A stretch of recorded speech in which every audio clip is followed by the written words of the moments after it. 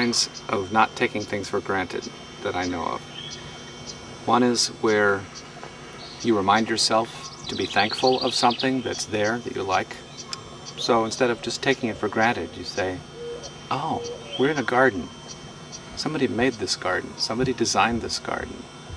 Someone actually took a hand plow, motorized plow, and drew the garden into the earth. Now we're sitting in this drawing and not taking it for granted, but saying, appreciation, thanks. And another kind of not taking things for granted is when things are going on that you don't like, that I don't like, that are manifestation of injustice. I think they should be otherwise.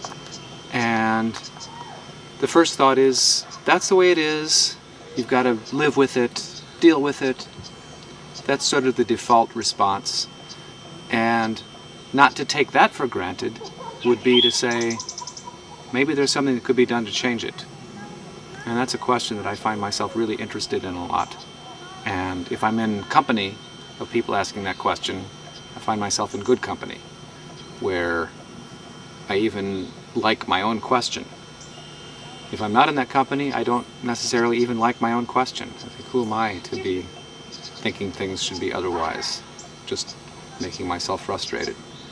If I can be frustrated in company, then actually it looks sort of hopeful, and I start to look at other people's creativity as encouraging my creativity. We try to make a connection, establish a connection between the pleasure of composing something, where you sit at your desk or at your VCR camera and you get to take things that are not connected and you get to put this next to that. And out of it emerges something where you just, look at that, look what I've made. And that can happen in language and in sound, and visuals.